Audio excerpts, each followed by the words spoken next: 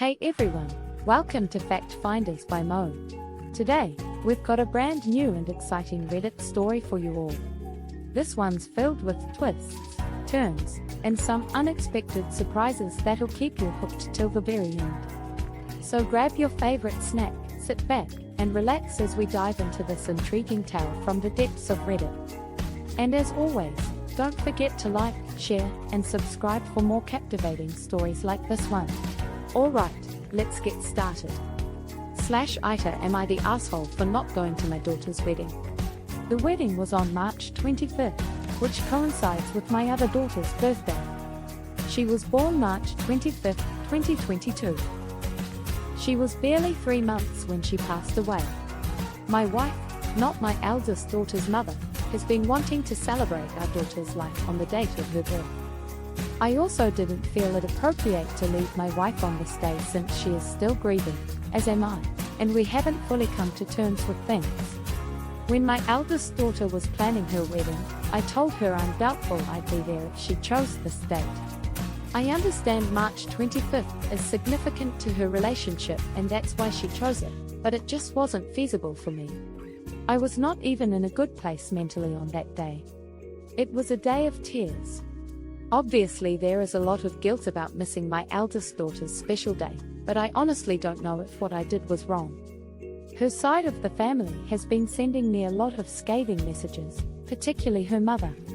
Am I the asshole? Our take. Given the sensitive nature of the situation, it's understandable that emotions are running high. While it's a delicate balancing act between supporting your eldest daughter on her special day and mourning the loss of your younger daughter with your wife, it's important to recognize that grief affects everyone differently. It's not about being an asshole or not, it's about finding a way to heal and come together as a family during these challenging times. Maybe in the future, consider having an open and honest conversation with your eldest daughter and the rest of the family to express your feelings and perspectives. Communication is key, and it's never too late to seek understanding and forgiveness.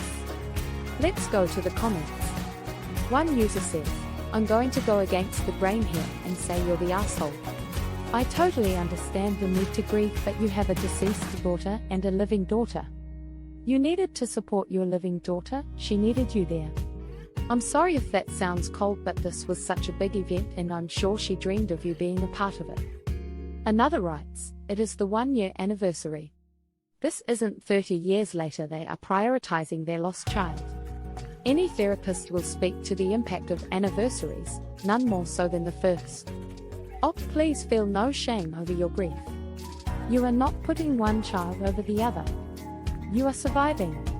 It is unfortunate that it was the same date, but if she needed you there she could have moved it. I say no. I just hope you are both understanding of each other's positions. Let us know what you think in the comments below. Let's move on to our next story. /AITA Am I the asshole for embarrassing my husband in front of his friends? I, 26 female, am married to K, 25 male. I met him a few years back when my best friend and his best friend started dating. After that our friend groups kind of joined together. So all of my husband's friends are also my friends and all my friends are his friends. I've known my best friend, A, for 15 years. We've always been extremely close and lived together at one point. She's literally part of my family. She comes to all of my family events.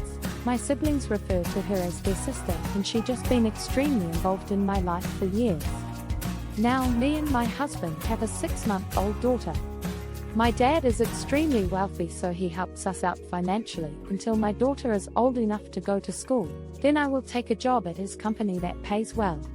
My husband has a job that he works from 7 a.m. to 4 p.m. and then afterwards him and his friends often hang out at my house or at one of their houses. Here's the problem. My husband's best friend cheated on my best friend a few weeks ago. She's completely heartbroken, and since they live together my husband and I agreed that it's okay that she stays with us until they work things out. She's not really up to seeing him just yet. A is a huge help with the baby. She's so good with her and the baby loves her. When my husband and his friends get home they normally talk until about 8 p.m.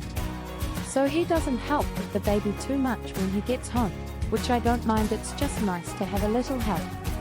Yesterday night my husband opened the front door, peeked his head in, looked right at me and rolled his eyes and walked out. Him and his friends came in a few moments later and were all being cold and rude to A all evening. After an hour or two my husband walks right up to me and A and says, "Does she always have to be here? I want to bring friend's name here tonight," and rolled his eyes. I responded, "If I want to bring my best friend into the house my dad paid for, I can. And if I choose to have somebody help me with the baby that you're not looking after, it's going to be her." His friends just sat there silently and he just walked away and sat back down. He's giving me the silent treatment and A left and is staying with her mum as she feels uncomfortable being in the house now. So am I the asshole? Comments. You're not the asshole.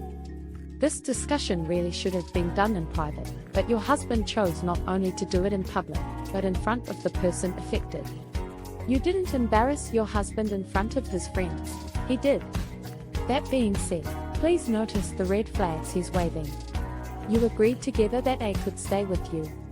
Still, he wanted the cheater there and A out. By bringing this up in public, he achieved his unilateral goal. A has removed herself. He's come down on the side of the cheater, which implies that he doesn't think cheating is that big a deal. He'd rather hang out with his friends for hours instead of helping with or interacting with the baby.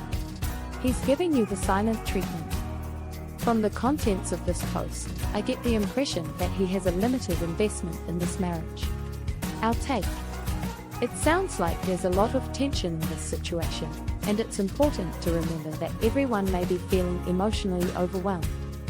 In this case, it seems that open communication may have been lacking between you and your husband, especially about having A stay in your home and how it's affecting your relationship. While it's understandable that you wanted to defend your best friend and your right to have her around, the way it was expressed might have escalated the situation and embarrassed your husband in front of his friends.